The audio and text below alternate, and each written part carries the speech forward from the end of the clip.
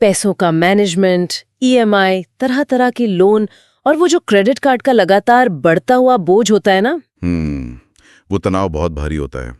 महीने के अंत में जब पैसे खत्म हो जाते हैं और खर्चे सर पर खड़े होते हैं, तो वो स्ट्रेस कैसा होता है, ये हमारे समाज का एक बहुत बड़ा हिस्सा रोज महसूस करता है। सही बात है, लेकिन आज की हमारी इस चर्चा का मकसद सिर्फ इस प्रॉब्लम पर रोना नहीं है। आज हम ये समझने की कोशिश करेंगे कि कैसे कोई भी इंसान पूरी तरह से कर्ज मुक्त या डेट फ्री हो सकता है। और इसके लिए हमारे पास जो सोर्स है वो बहुत ही सॉलिड है। हाँ, आज हम डेव रैमसे की बहुत ही फेमस किताब द टोटल मनी मेकओवर के एक विस्तृत विश्लेषण पर गहराई से चर्चा करेंगे। इस किताब के बारे में कहा जाता है कि इसने दुनिया भर में 50 लाख से ज्यादा लोगों की जिंदगी बदली है। तो चलिए इस किताब के पन्नों और इसके फंडे में गहराई से उतरते हैं। देखिए, ये किताब और इसके पीछे का जो पूरा दर्शन है ना, वो अपने आप में बहुत खास है। कैसे?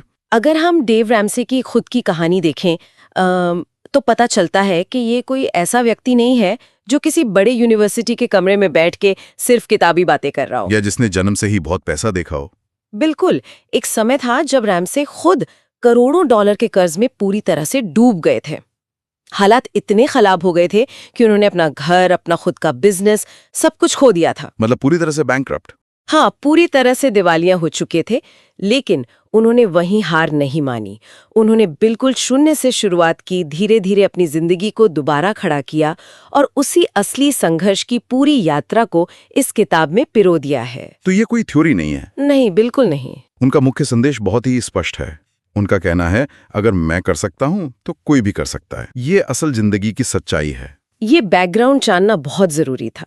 और यहाँ एक बात बहुत ही दिलचस्प है। ये पूरी चर्चा सिर्फ इस बारे में नहीं है कि समाज में अमीर कैसे दिखा जाए। दिखावा तो बहुत आम है। अक्सर देखा जाता है कि लोग महंगी गाड़ियां, नए फोन और बड़े घर सिर्फ दुनिया को दिखाने के लिए ईएमआई पर ले लेते हैं। सही कहा। ये चर्चा असल में अंदर से अमीर बनने का जो माइंडसेट है उसे अपनाने के बारे में है, जहां कर्ज को सबसे बड़ा दुश्मन माना जाता है।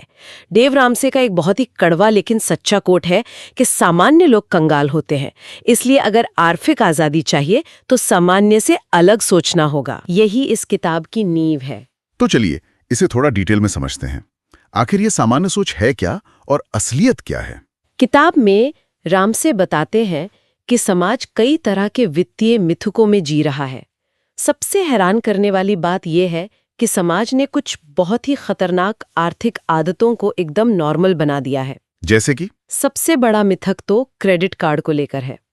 आम धारणा यह है कि क्रेडिट कार्ड का उपयोग करना बहुत ही समझदारी का काम है। हाँ, लोगों को लगता है कि इससे रिवॉर्ड पॉइंट्स मिलते हैं, कैशबैक मिलता है और मुफ्त की हवाई यात्राएं मिलती हैं। बिल्कुल। लेकिन एक मिनट के लिए अगर हम किसी आम इंसान के नजरिए से सोचें तो क्या कैशबैक सच में मुफ्त का पैसा नहीं है? अगर कोई वैसे भी राशन खरीद ही रहा है तो उस पे पॉइंट्स कमाने में क्या बुराई है? सतह पर देखने में ये बिल्कुल मुफ्त का पैसा लगता है, और यही वो जाल है जो बैंक बिछाते हैं। जाल? हाँ, रैमसे कई शोधों का हवाला देते हैं जो एक अलग ही कहानी बयां करते हैं।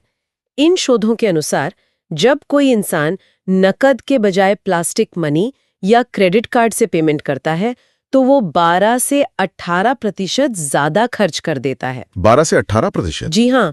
सोचिए, जब हाथ से कड़कते हुए नोट जाते हैं ना, तो इंसान को एक मनोवैज्ञानिक दर्द होता है। वो सोच समझ कर खर्च करता है, लेकिन कार्ड स्वाइप करते समय वो दर्द महसूस नहीं होता, क्योंकि पैसे हाथ से जाते हुए दिखते नहीं हैं। बिल्कुल।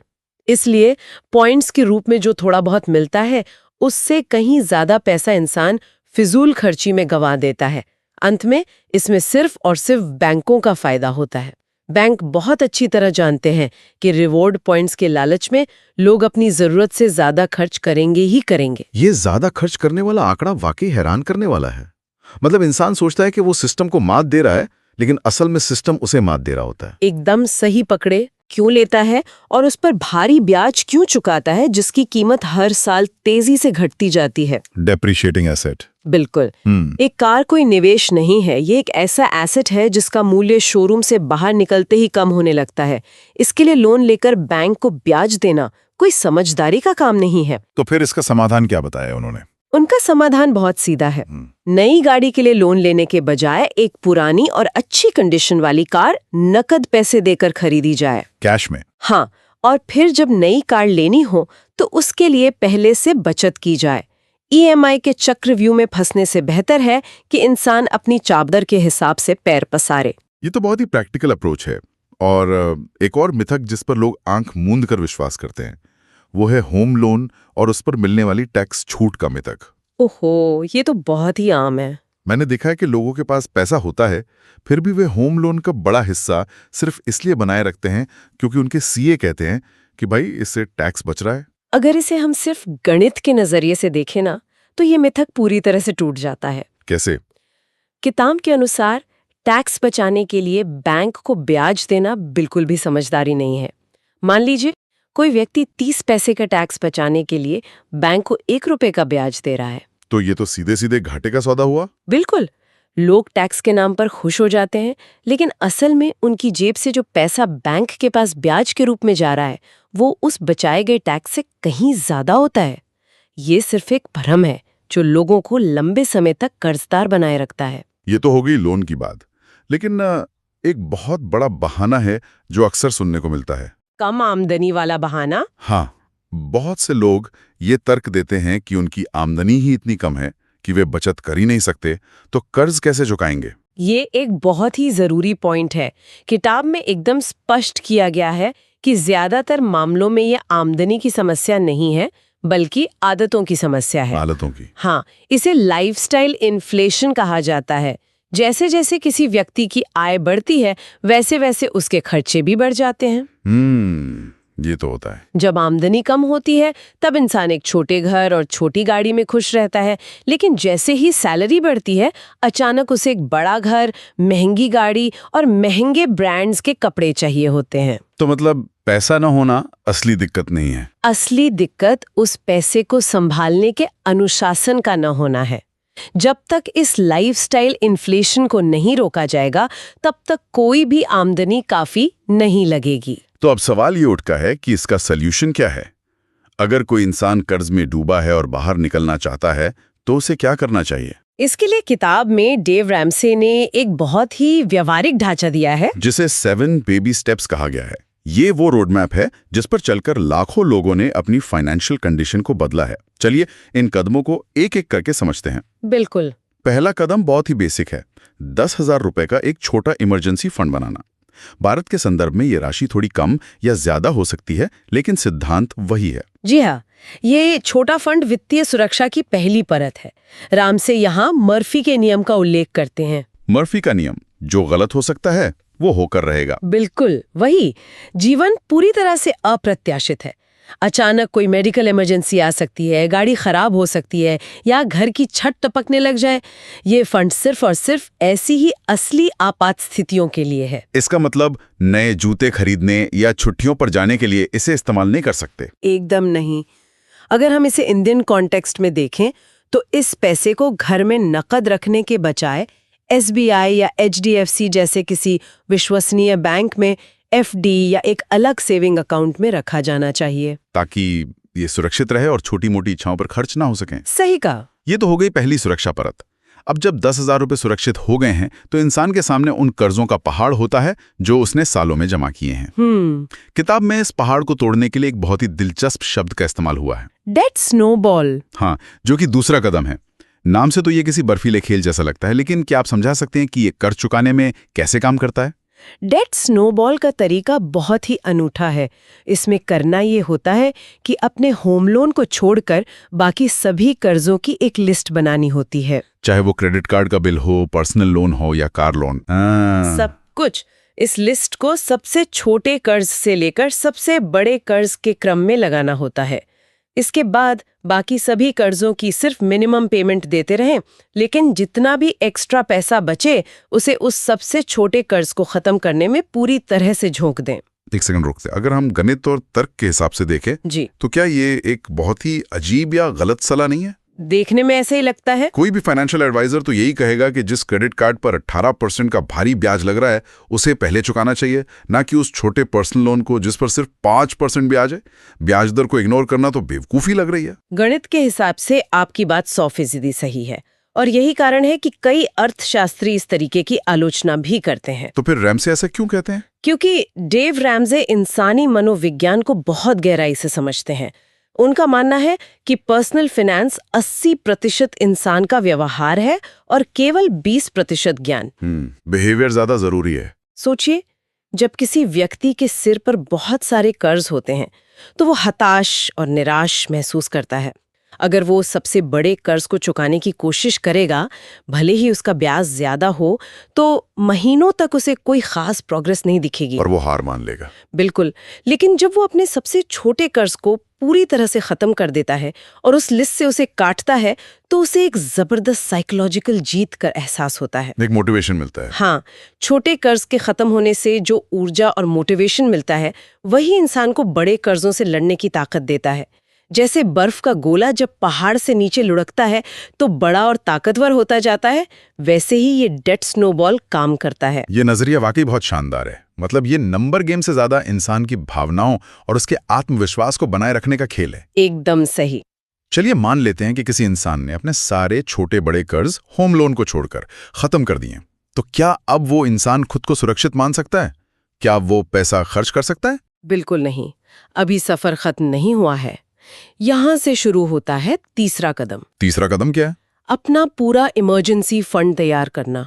पहले कदम में जो सिर्फ 10,000 रुपए बचाए थे, अब उसे बढ़ाकर 3 से 6 महीने के खर्चों के बराबर का एक बड़ा फंड बनाना होता है।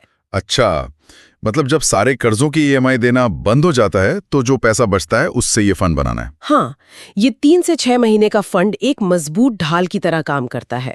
मान लीजिए किसी की नौकरी चली जाती है या बिजनेस में अचानक भारी नुकसान होता है, तब ये पैसा काम आएगा। जब किसी व्यक्ति के पास 6 महीने का राशन, किराया और बच्चों की फीस का पैसा सुरक्षित रखा होता है, तो वो बिना घबराए सही निर्णय ले सकता है। वो हताशा में कोई भी गलत नौकरी नहीं पकड़ेगा। ये सुरक्षा की भावना इंसान को एक अलग ही मानसिक शांति देती है।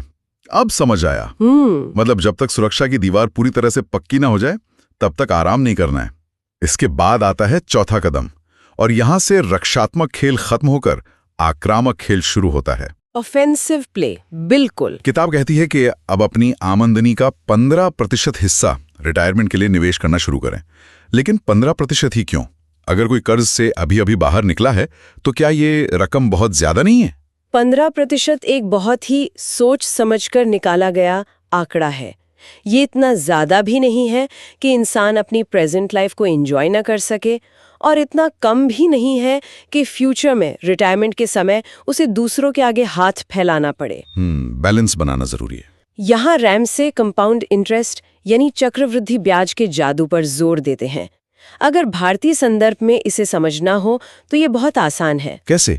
किसी भी ईएमआई और एसआईपी में क्या फर्क है?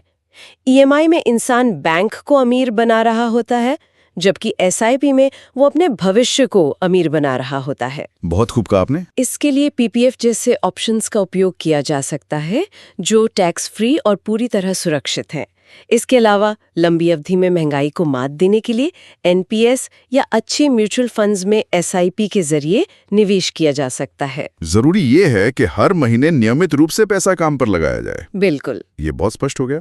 और भविष्य की बात हो ही रही है, तो पांचवा कदम बच्चों की शिक्षा के लिए बचत करने के बारे में है। हम सब जानते हैं कि आज के समय में हायर एजुकेशन कितनी महंगी होती जा रही है। हाँ, फीस तो आसमान छू रही है। तो क्या इसके लिए भी एजुकेशन लोन लेना गलत है? किताब के दर्शन के अनुसार कोई भी कर्ज बुरा है। रामसे मानते हैं कि बच्चों के करियर की शुरुआत कर्ज के भारी बोझ के साथ नहीं होनी चाहिए। तो फिर क्या किया जाए? अगर माता पिता समय रहते योजना बनाएं, तो बिना कर्ज लिए बच्चों की उच्च शिक्षा का खर्च उठाया जा सकता है। भारत में इसके लिए कई शानदार विकल्प मौजूद हैं। जैसे कि अगर घर में बेटियां हैं तो सरकार की सुकन्या समृद्धि योजना एक बेहतरीन विकल्प है। इस पर बहुत अच्छा ब्याज मिलता है और ये भविष्य के लिए पूरी तरह सुरक्षित है। और अगर बेटे हैं तो बच्चों की शिक्षा के लक्ष्य को ध्यान में रखकर म्यूचुअल फंड्स में निवेश किया जा सकता है। जादू इसमें नहीं है कि आप कितना पैसा लगाते हैं, बल्कि जादू इसमें है कि आप कितनी जल्दी शुरुआत करते हैं। मतलब अगर बच्चा छोटा है तो तभी से थोड़ा थोड़ा पैसा जोड़ना शुरू कर देना चाहिए। एकदम सही। बिल्कुल। अब आते हैं छठे कदम पर। कर्ज खत्म हो गए, इमरजेंसी फंड बन गया, रिटायरमेंट और बच्चों की शिक्षा का पैसा भी निवेश होने लगा। तो अब वो एक्स्ट्रा पैसा कहा जाएगा। किताब कहती है कि उस पैसे से अपने होम लोन को जल्दी से जल्दी खत्म करें। हाँ, यही छठा कदम है। लेकिन यहाँ एक सवाल है। आमतौर पर लोग 20 या 25 साल का होम लोन लेते हैं और आराम से उसकी ईएमआई भरते रहते हैं। जब ब्याज दरें फिक्स हैं और सब कुछ सही चल रहा है, तो होम लोन को जल्दी खत्म करने की क्या जल्दी है? यह एक बहुत ही नेचुरल सवाल है जो अक्सर लोग पूछते हैं। लेकिन याद रखिए, डेव रैम्सी का पूरा दर्शन कर्ज को दुश्मन मानने पर आधारित है। वो तो है। जब कोई व्यक्ति हर महीने थोड़ी थोड़ी एक्स्ट्रा ईएमआई देकर अपने होम लोन के मूलधन यानी प्रिंसिपल अमाउंट को कम करता है, तो वो बैंक को दिए जाने वाले लाखों रुपए के ब्याज को बचा लेता है। लाखों रुपए? और इससे भी बड़ी बात है वो मनोवैज्ञानिक एहसास। जब कोई इंसान अपने घर का 100% मालिक बन जाता है, जब उसे पता होता है कि चाहे जो हो जाए, बैंक उसे इस घर से बाहर नहीं निकाल सकता। तो वो जो सच्ची कर्ज मुक्ति का एहसास होता है, उसकी कोई कीमत नहीं होती। बिल्कुल, वो मानसिक शांति किसी भी टैक्स छूट या निवेश के रिटर्न से कहीं ज्यादा कीमती है। ये सुनकर ही कितना सुकून मिलता है कि घर पूरी तरह से अपना हो। और यही हमें 7वें और अंतिम कदम तक ले जाता है। अमीर बने और दूसरों की मदद करें। हाँ, जब सिर पर कोई कर्ज नहीं होता, बैंक को कोई ईएमआई नहीं देनी होती, तब जाकर असली दौलत बननी शुरू होती है। ये कदम पूरी यात्रा का सबसे खूबसूरत हिस्सा है। अक्सर समाज में ये धारणा होती है कि पैसा इंसान को बुरा बना देता है या अमीर लोग लालची होते हैं। हाँ, ये माइंडसेट बहुत आम है। लेकिन किताब में एक बहुत ही गहरी बात कही गई है कि पैसा सिर्फ एक मैग्नीफाइंग ग्लास की तरह है। Magnifying glass? हाँ, ये केवल इंसान के असली चरित्र को बड़ा करके दिखाता है। अगर कोई भी व्यक्ति अच्छा है, तो पैसा उसे और अधिक अच्छाई करने की ताकत देता है। यह बहुत ही अच्छा नजरिया है। रैम्से का मानना है कि जब इंसान खुद आर्थिक रूप से पूरी तरह सुरक्षित होता है, तभी वो बेझिझक होकर अपने समुदाय की, अनाथालयों की या किसी जरूरतमंद की मदद कर सकता है। तो असली फाइनेंशियल फ्रीडम का अंतिम लक्ष्य सिर्फ अपने लिए बैंक बैलेंस बढ़ाना नहीं है, बल्कि उस पैसे के जरिए समाज में एक पॉजिटिव बदलाव लाना है। एकदम सही। इन 7 कदमों को सुनकर एक बात तो साफ है कि रास्ता मौजूद है, लेकिन ये इतना आसान भी नहीं लगता। अगर ये इतना ही आसान होता तो हर कोई इसे कर लेता। बिल्कुल आसान तो नहीं है। इस रास्ते पर टिके रहने के लिए, बीच में हार ना मानने के लिए किस तरह की मानसिकता की जरूरत होती है? किताब में इसके लिए एक बहुत ही पावरफुल रूपक का इस्तेमाल किया गया है, गजेल इंटेंसिटी, यानी एक हिरण की तीव्रता। इसे थोड़ा समझाइए। ये जो रूपक है ना, ये किताब की जान है। जरा कल्पना कीजिए कि किसी घने जंगल में एक भूखा शेर एक हिरण का पीछा कर रहा है। उस समय उस हिरण की स्थिति क्या होती है? वो हिरण न तो घास चरने के बारे में सोचता है, न अपने साथियों को देखता है, न ही रुककर आराम करने के बारे में सोचता है। उसकी पूरी ऊर्जा, उसका पूरा ध्यान सिर्फ और सिर्फ एक ही चीज पर होता है, अपनी जान बचाकर भागना। बिल्कुल, वह अपनी शारीरिक क्षमता से कहीं ज्यादा तेज दौड़ता है, क्योंकि यह उसके जीवन और मृत्यु का सवाल होता है। डेव रैम्से कहते हैं कि इंसान को अपने कर्जों को उसी शेर की तरह देखना चाहिए जो उसकी आर्थिक जान लेने के पीछे पड़ा है। बाप रे, ये तो बहुत ही इंटेंस है। कर्ज से बाहर निकलने के लिए इंसान के अंदर भी उसी हिरन जैसी गजेल इंटेंसिटी, वैसा ही अटूट फोकस और वैसी ही बेतहाशा ऊर्जा होनी चाहिए। मतलब कोई ढिलाई नहीं? एकदम नहीं। अगर इंसान शायद या कोशिश करूंगा वाले रवैये के साथ कर्ज चुकाने की कोशिश करेगा, तो वो कभी सफल नहीं होगा। जब तक वो तीव्रता नहीं होगी, लोग फिर से अपनी पुरानी आदतों में लौट जाएंगे। कोई नया फोन ईएमआई पे ले लेंगे या किसी महंगी छुट्टी पे चले जाएंगे। सही कहा। ये फोकस ही है जो इंसान को कुछ समय के लिए अपनी इच्छाओं को मारने की ताकत देता है। और इस हिरन जैसी तीव्रता और फोकस को असल जिंदगी में लागू करने के लिए हर महीने अपने पैसों को कंट्रोल करने के लिए एक बहुत ही असरदार टूल का जिक्र किया गया है, जीरो बेस्ड बजट। हाँ, जीरो बेस्ड बजट। इसका फॉर्मूला बहुत ही सरल है, आमदनी माइनस खर्चे बराबर 0।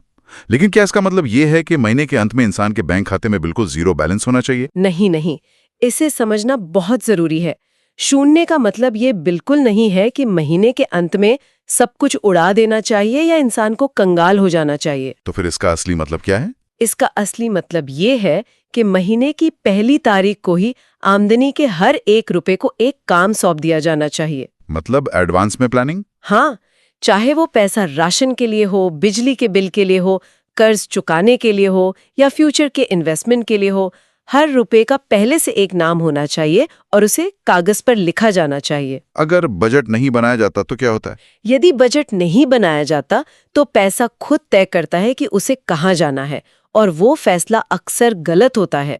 पैसा फालतू चीजों पर खर्च हो जाता है और महीने के अंत में इंसान सोचता है कि यार पैसा आखिर गया कहाँ। मैंने बहुत से लोगों को कहते सुना है कि बजट बनाना बहुत ही उबाऊ काम है, या ये उन्हें पिंजरे में बांध कर रखता है। लेकिन हकीकत में बजट बनाना आजादी का पहला कदम है।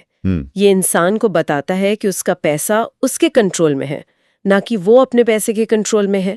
बजट आपको खर्च करने से रोकता नहीं है, बल्कि ये आपको सही जगह पर खर्च करने की परमिशन देता है। ये बात बहुत गहरी है।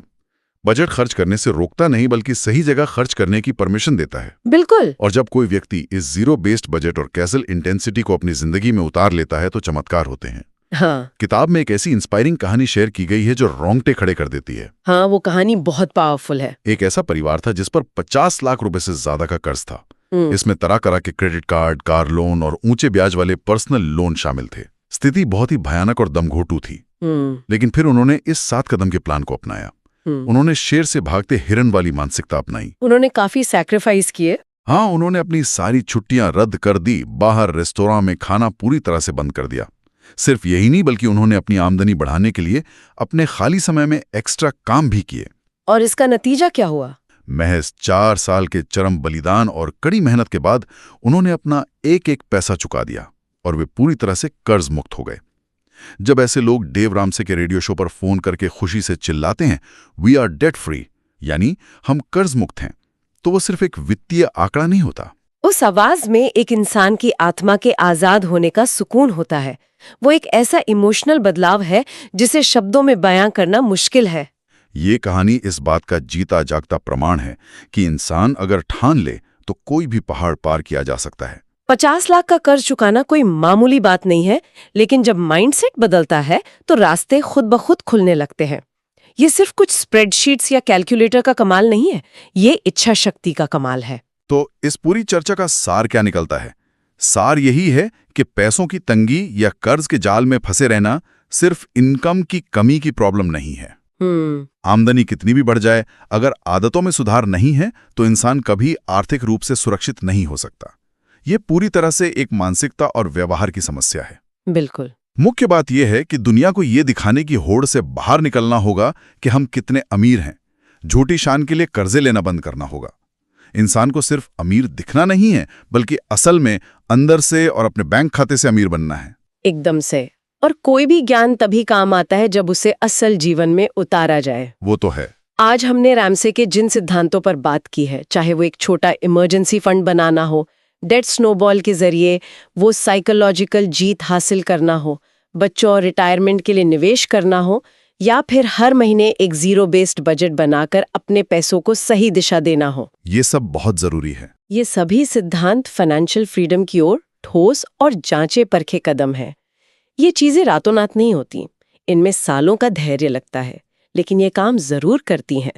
और आज की इस गहन चर्चा को समाप्त करते हुए हम एक ऐसा विचार छोड़ना चाहते हैं जिस पर गहराई से सोचा जा सके। बताइए। जरा सोचिए, मान लीजिए कल सुबह किसी चमत्कार से किसी इंसान के जीवन के सारे कर्ज रातों रात शून्य हो जाए। उसकी सारी ईएमआई अचानक बंद हो जाए, न कोई होम लोन बचे, न कोई कार लोन, न कोई क्रेडिट कार्ड का बिल। क्या बात है, ये तो सपना सच होने जैसा है। उसके पास हर महीने उसकी पूरी आमदनी बच रही हो। तो वो इंसान उस नई आर्थिक आजादी और उस बचे हुए पैसे का पहला सबसे सार्थक उपयोग क्या करेगा? ये सोचने वाली बात है। क्या इंसान उस अचानक मिली आजादी को संभालने के लिए मानसिक रूप से तैयार होता है, या फिर से बिना सोचे समझे नए खर्चों और नए कर्जों के उसी पुराने जाल में फंसने का खतरा हमेशा बना रहता है? ये बहुत ही गहरा सवाल है। ये एक ऐसा सवाल है जो ये तय करेगा कि कोई व्यक्ति सच में वित्तीय रूप से आजाद होने के लिए तैयार है या नहीं। इस पर विचार जरूर कीजिएगा।